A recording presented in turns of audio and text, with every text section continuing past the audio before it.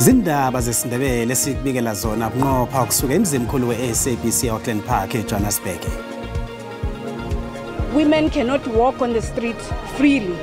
It doesn't matter even if you wear a miniskirt or you are wearing a napkin, you are 9 months old, or you are carrying a knobskiri as an old woman. Iphiko labomma be-ANC limachele Union Building sePitori lilila ngokuthi lidiniwe ngokukhahlunyezwa kwabomma nabantwana eSouth Africa pha.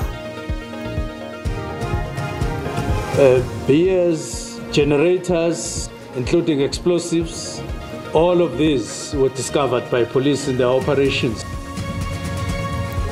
Ungqongqothe wamapolisa uSenzo Mchunu uvakatshele emayini yeStilfontein namhlanje ngemva kwemveke ezimbili kwakhethwa isiqhema esiqalene namazamazama amayina ngokungemthetho. Kanti uthi solo amapolisa abekwa lapha zinengi izinto ezitholakeleyo ezifana notshwala, imbaseli nokunye. Ke mo le nna ke tlo rathantsha Mall of Africa go ke tlo reka go tswa ka dilo di specialists everywhere. Ngungidlula ngikudlule namhlanje entolo njengobana kuthoma iBlack Friday nje. We will make sure that our youth are equipped with skills, coaching, as well as facilities that they need to reach their full potential. Namhlanje umengameli uCyril Ramaphosa wethule inkulumo yokuthokozisa abadlali belizweli abe bajamele eSouth Africa emidlalweni yama-Olympic nama-Paralympic.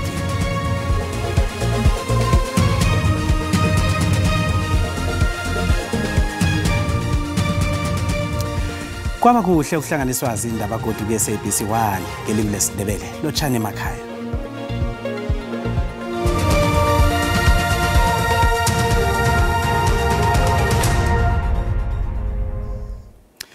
Iphiko labomma be-ANC limachele Union Building sePitori layokunikela umengameli uCyril Ramaphosa incwadi yenililo zabo. Abomma laba baliswana nezenzo zokukhahlunyezwa kwabomma nabantwana ekuthweleleni uqobe lilanga eSouth Africa ngezenzo ezimbi. Imatsha namhlanje beyingcenye ijima lamalanga ali-16 wokulwisana nezenzo zokukhahlunyezwa kwabomma nabantwana. I-ANC Women's League, inhlangano zomphakathi kunye nenhlangano ezisebenzisana nayo zibawe ibumbano lemphakathi ngehlangothini lokulwisana nokuqeda izenzo zokukhahlunyezwa kwabomma nabantwana kunye nokubulawa kwabantu bengubo. It is embarrassing and a big shame that we are standing here in 2024 and we are still supposed to motivate, we are still supposed to march and ask to be accepted and ask to be recognized and ask to be safe. I deliberately wore this skirt because for what I was supposed to, because automatically if you are a woman in South Africa, someone must tell you how are you supposed to wear. You are fat, so you cannot wear this. You are too slim, then you cannot wear this. It's too short, then because it's rubbing other people the wrong way, and it must be us that are covering all the behaviors of people who are not raised well to understand that even if it's there, it's not yours unless you are given whatever it is. One, women cannot walk on the street freely. It doesn't matter even if you wear a miniskirt or you are wearing a napkin, you are 9 months old, or you are carrying a knobskiri as an old woman, or you are a free person. It doesn't matter even if you are LGBTQI. All the time, our men, they choose to think that every time we walk on the street, we are ready for sex. Umengameli we-ANC Women's League, uSisi Dolatsha, uthi kunenge kusafanele kwenziwe ukulwisana nokukhahlunyezwa kwabomma nabantwana. Everybody is now aware, true that we are still calling upon to be intensified, mobilization and more education. What we are doing, if you'd remember, just on the eve of 29th of May 2024, the President of the Republic promulgated a law that seeks to confront directly gender-based violence. Before that, many departments and everybody else was doing something, but there was no coordination. And you would be able to do who does what and when. You cannot even quantify that. Ungqongqothe ojeje abomma ilutsha kunye nabantu abakhubazekileko eofisini likaMengameli uSindisiwe Chiguga wamukele incwadi yenililo. We are saying stop gender-based violence. We are saying we are not minors. We are not children. We are not to be abused. We are saying we are not property.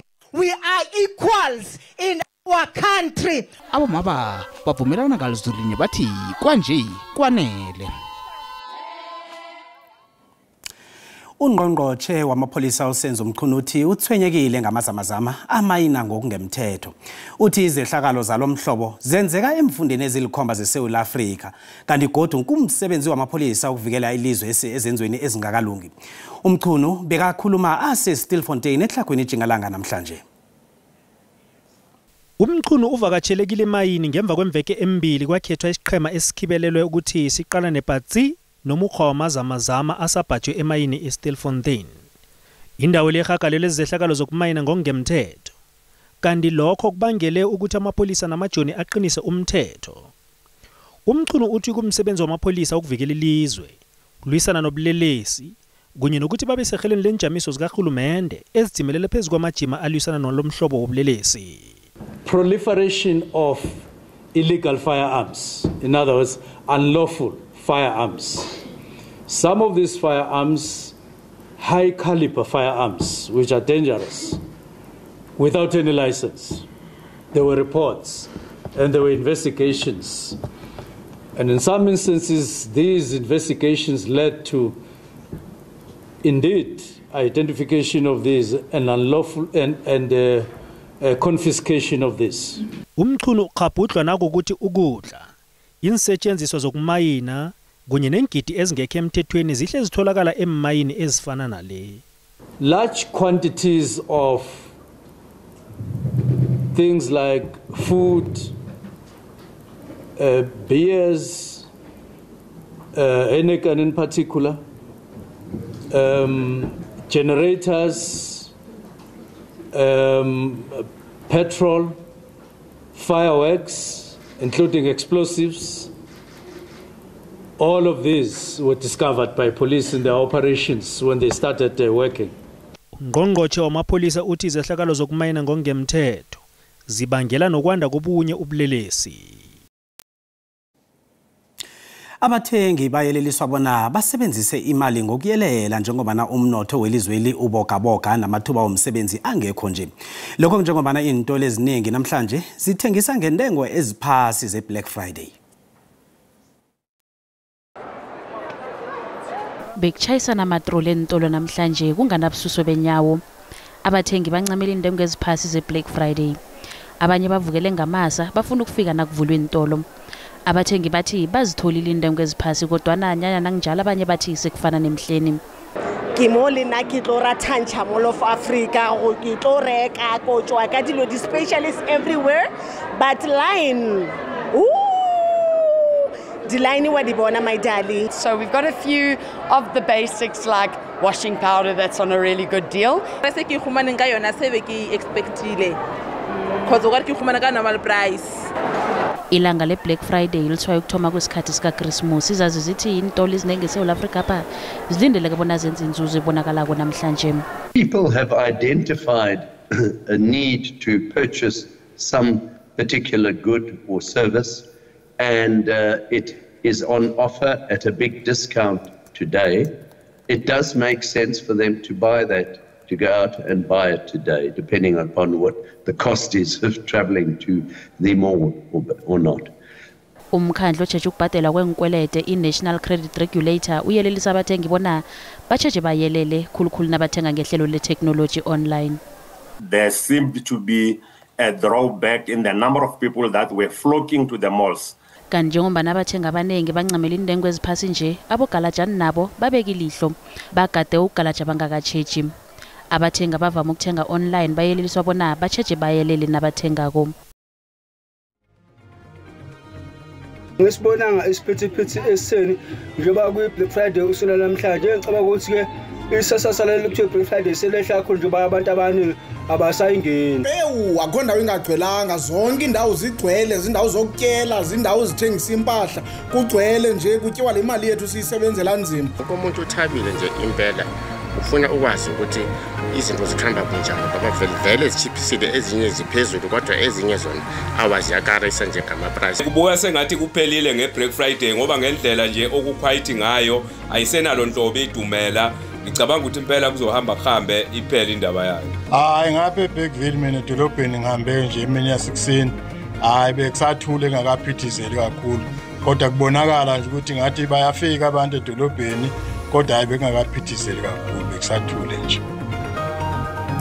Kanti ekhasini lethu le-Facebook sibuzile ukuthi sinjani isiminyaminya se-Black Friday ngendaweni yangekhenu. Asiqale umbono wakho mbukeli.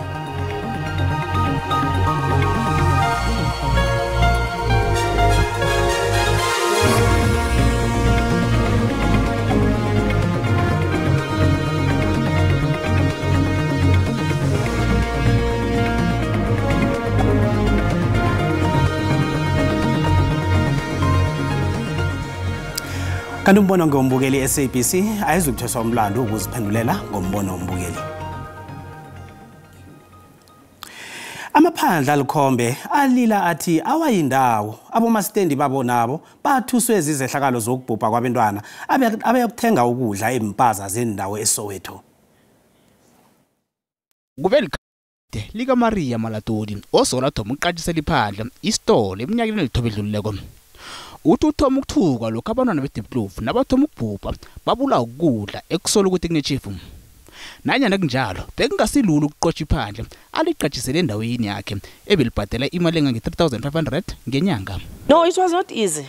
It was not. He was fighting so very bad because he even called their brothers, whatever, cousins and brothers. Then cars, there were 30 cars were here to fight me.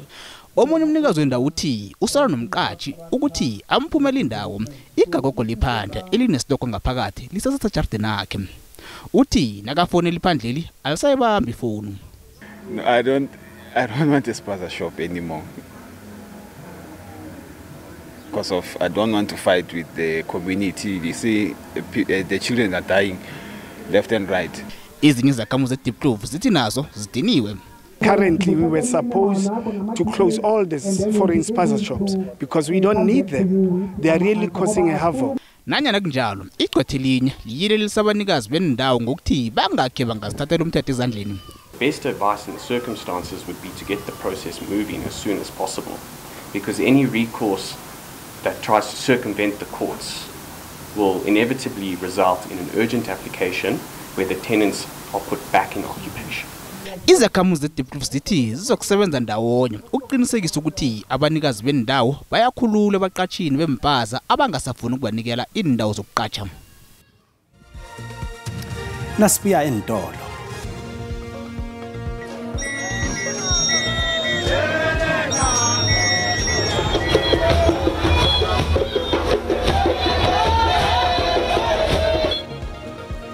Christmas uthome msinyana impumalanga cultural experience ibambe umnyanya waqobe eminyaka ohloswe ngawo ukubumbanisa intshaba ezahlukahlukeneko.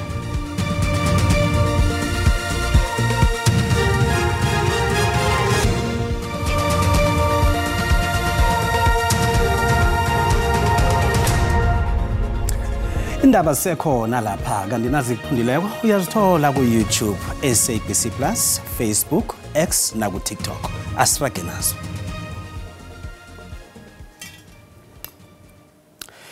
Ukubogaboga komnotho kunye nokuhlayela kwamathuba wemisebenzi ngezinye zentshijilo elizweni lesiqalene nazo.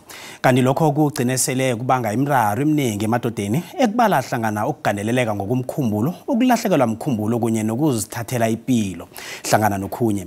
Kanti kule nyanga kaSinyikhaba amadoda angenela i-challenge yokungagudi indevu ebizwa ngeMovember ekuhloswe ngayo ukufundiswa ngamalwele athinta abobaba afana nekankere yesidoda kunye namanye amalwele athinta umkhumbulo.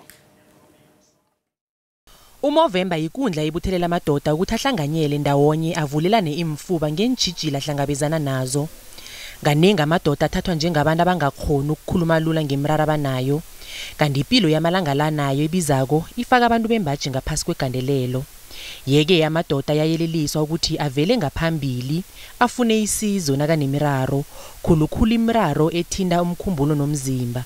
We are prone to prostate cancer, so we encourage men to go and test, because some of them, when we talk about them about the importance of testing for prostate, they will tell you it's very much uncomfortable because the method that is used for testing. Umnyango wezempilo uthi unamahlelo wokusiza amadoda ngemraro ethinta umkhumbulo ekufaka hlangana okugandeleleka ngokomkhumbulo.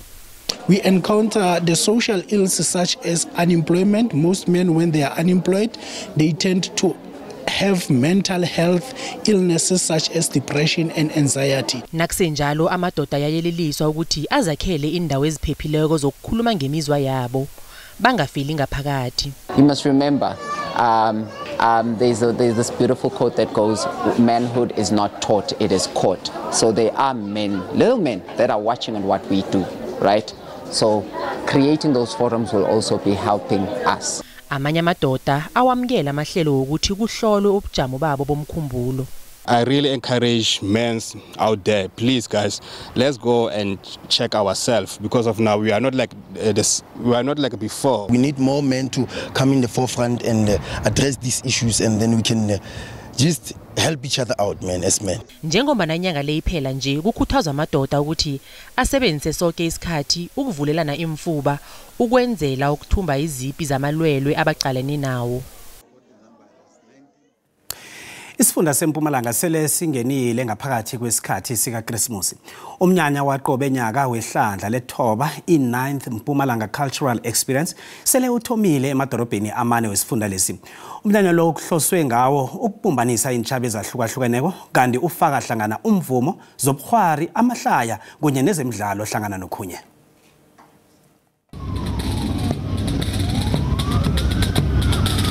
Bekhanyazela imbali ehlukahlukeneko njengiswa ubuhle bentshabe ezihlukahlukeneko. Impumalanga Cultural Experience yendlalela umoya kaChristmas, kuvunguza umoya wethabo nakumvumo, obukhwari, amahlaya nezemidlalo zibuzwa khona. Yazi ngijabule kakhulu ukuthi Sunday isoul session experience iyona engizimisele ngayo kakhulu. Into ebalekile njengoba singabantu abahlukene ukushare ama languages wethu, intetho ezahlukene, mnandi kumXhosa but Lionel Spirit bathethe iSwati. Umnyanya lo uvulela abavuma amathuba khulukhulu abasethuthukako. Umvumi uPhumla Music ukuthabela ukuvuma endaweni yangikhabo kanti uthuthukisa iSwati ngomvumo wakhe. Lo mcimbi we-cultural experience wokuseka nokuthi athuthukise ama-artists alakhaya. Nangabe njengaPhumla Music usebene kanzima along the years. I-department itobe iyakuseka, iyakuchasa ukuthi ukhone kuba setinkundleni. Umnyanya lo wenzeka endaweni ezihlukahlukeneko zesifundesi kanti uvuselela umnotho wesifunda. This cultural experience of Mpumalanga ikhuluma ngokuthi sihlanganisa wonke amasiko. Lesithokozisa kakhulu nyalo ukuthi sibona abantu abasha labanengi labanalama cultural groups labafunile ukuparticipate la. I-festival le izokuphela mhla amalanga alikhomba kuNobayeni. Iphiko lamajoni eSouth Africa lithi lizokuqinisa ivikeleko makheka nomkhawulo weSouth Africa neZimbabwe. Ukukhukuthiswa kwepahla emkhawuleni omakheka nomlambo eLimpopo kwanda kakhulu ngesikhathi sama-holiday. Iphiko lamajoni libeke ilihlo elibukhali emkhawuleni lo ukukhandela ukukhukuthiswa kwepahla ngokungemthetho. Iphiko lamajoni eSouth Africa pha lithi lizokuhabisa amajima wezevikeleko emkhawuleni ophakathi kweZimbabwe neSouth Africa. Lokhu kukukhandela ukweqisa kwepahla ngokungemthetho. Abakhukuthisi bepahla kanengi bajame emadzabeni ahlukahlukeneko hlanu komlambo iLimpopo River ekukulaba linda khona ukufumana ithuba lokungena elizweneli ngokungemthetho. Kanti kuthunyelwe isichema samajoni ukuyokupatrola amakeka nomkhawulo lo. Our mandate is border safeguarding. We are covering 55-kilometer radius of this area. There are hotspots where vehicles are cruising. There are hotspots where cigarettes and explosives are cruising. So our mandate at all costs is to disrupt those illegal activities to take place, is to stop whatever that is not supposed to come to South Africa illegally. So abogadi nabo bayabonakala emkhawuleni ongena eBait Bridge ekukula kungena khona inkulungwane zabantu qobe lilanga. Iphiko lamajoni kunye nabaphathi bomkhawulo lo basebenza ngamandla ukulwisana nokukhukuthiswa kwepahla emkhawulweni yelizwe. Nanyana liqinisiwe ivikeleke emkhawulweni lo kodwa namaphandle ezi angena ekhethwapha ngokungemthetho asalinga imizamo ethileko yokungena elizweni ngokungemthetho. Nakusenjalo abanye babanjwe nepahla kunye nezinye izinto ezifana nembaseli. Indawo le yaziwa kakhulu ngezenzo zobelelesi obufaka hlangana ukweqa umkhawulo ngokungemthetho. My passport has been expired, so now to go around the bush, I'm looking for money to aid so that I can renew my passport and have another one, a new one, so that I can walk through the border. And you are aware that it's not legal? I am aware 100% sure. Kanti zirakela phambili nokwanda izehlakalo zokukhukhuthisa kwepahla khulukhulu ngesikhathi sama-holiday.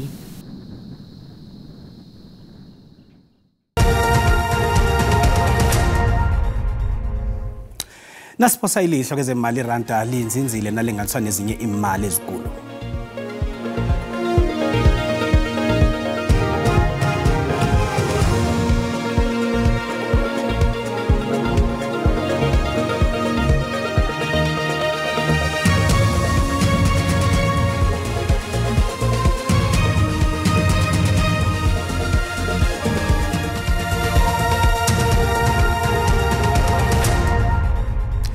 Umongameli uSirala Maphosa bekasemakhiweni wombuso ePitori nabekathula inkulumo yokuthokozisa abadlali beSouth Africa abebajamele ilizwe leli emidlalweni yama-Olympic nama-Paralympic ngenyanga uvela abahlinze kwanonyaka. Mengameli akawuvala umlomo ngabadlali abenze ezibukwako ngovela abahlinze babuya nemendlela ezili-12 eParis. Ezisithandathu ebazithumbe kuma-Olympic nezisithandathu abazithumba emidlalweni yabakhubazekileko. Ngileli bhudwana lanamhlanje bathokozwe nangabonongorwana abahlelele bona. Mengameli unikele ngabonongorwana abakhethekile bokuthokoza. Kufaka hlangana nongomkhulu nongorwana owaziwa ngeShield of Love, wanikela uTatiana Smith nompumelelo Mhlongo. Uthi mengameli kufanele abantu abatsha bahuluphelela amahlelo wezemidlalo. And we will make sure that our youth are equipped with skills, coaching, as well as facilities that they need to reach their full potential. We must never forget that every medal won, every record broken, is a testament to the countless hours of training, sacrifice, and dedication that our athletes put into their craft. Fisa kwangali ngagezeleleka njalo izinga labo makekere emkhakheni wezemidlalo kuze nekusasa lizokuthola umhlahlandlela. And we thank you for giving us that opportunity as Olympians, because you have represented our nation with such great distinction and commitment on the international stage.